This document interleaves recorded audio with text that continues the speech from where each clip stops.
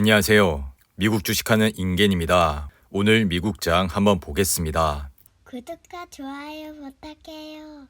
오늘은 3대 지수 모두 하락으로 마감을 했습니다. 다우는 0.68% 하락을 했고 S&P 500 역시 0.72% 하락 마감했습니다.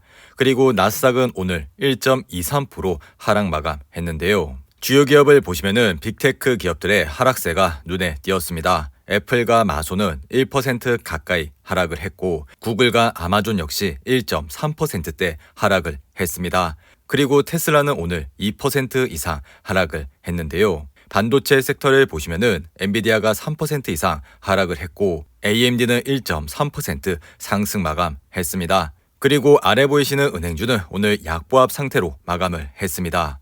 오늘 시장 역시 러시아의 우크라이나 침공 가능성에 대한 우려가 지속되면서 하락을 했습니다.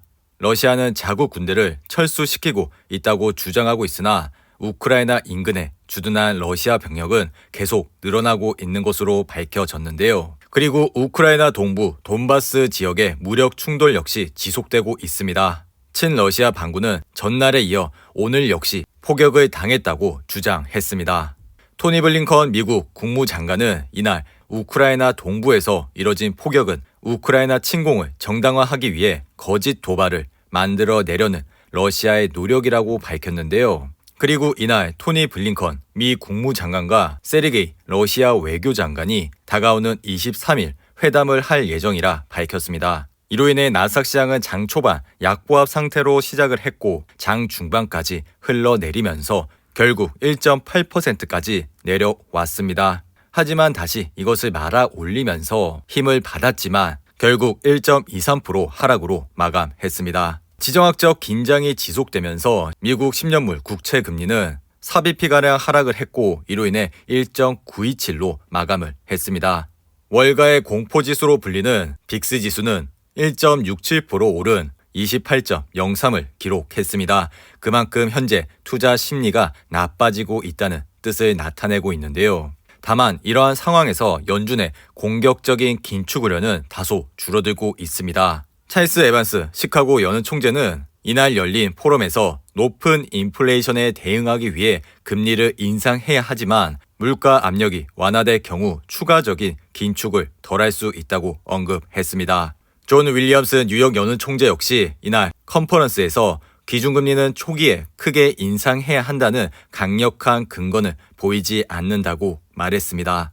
그리고 그는 꾸준하게 금리를 올려 이에 따른 영향을 평가를 해야 하고 초기에는 정말로 빨리 움직여야 할 필요성을 느끼지 않는다고 언급했습니다. 이러한 영향으로 인해 나스닥 시장은 오늘 이틀 연속 하락을 하면서 RSI는 38까지 내려왔는데요. 지난 2015년 12월을 보셔도 금리 인상하기 전에 이렇게 주가가 급격하게 빠진 모습을 보여주고 있습니다. 그리고 막상 금리를 인상하겠다고 발표한 이후 다시 주가는 이렇게 급락을 하는 모습을 보였는데요. 그렇기 때문에 앞으로도 나스닥 시장은 이러한 기간에는 매우 힘들 것이라 생각이 듭니다. 하지만 이러한 기간을 지나게 된다면 다시 한번 우상향을 하는 모습을 보여줬고 앞으로도 그럴 가능성이 매우 높다고 생각이 듭니다. 그리고 현재의 상태에서는 주식이 유일한 선택인 것으로 생각이 들고 인플레이션으로 인한 조정 이후 수익을 얻을 수 있는 자산이라고 생각이 듭니다.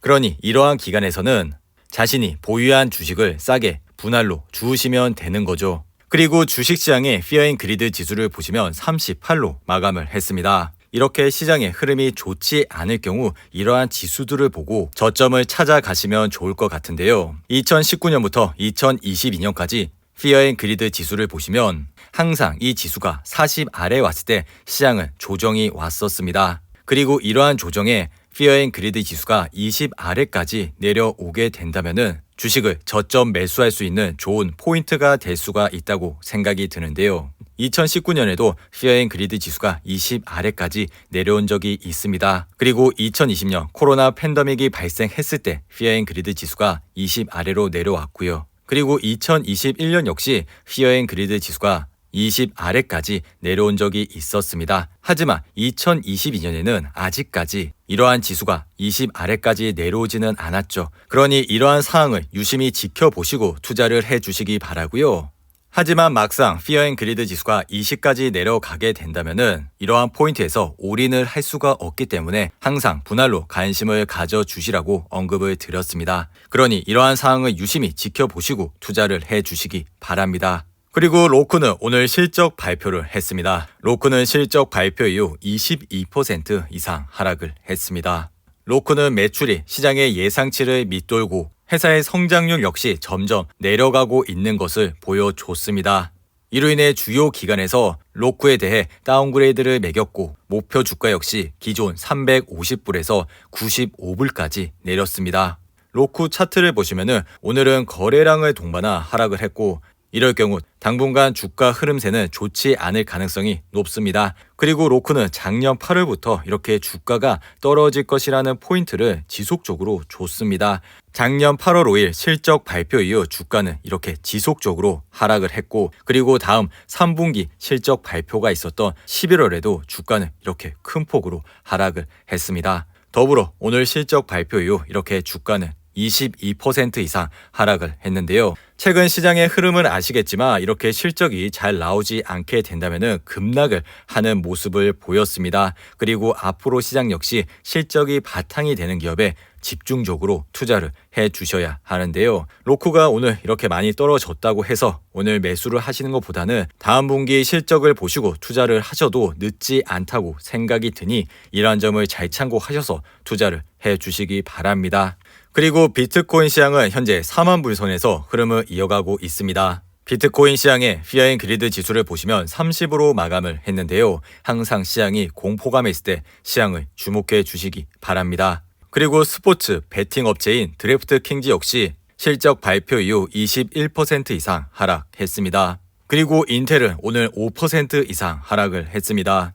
인텔은 최근 회의에서 투자자들에게 향후 2년 동안 제조업체로의 전환을 위해 막대한 비용을 지출해야 할 것이라 밝힌 이후 이렇게 주가는 5% 이상 하락을 했습니다.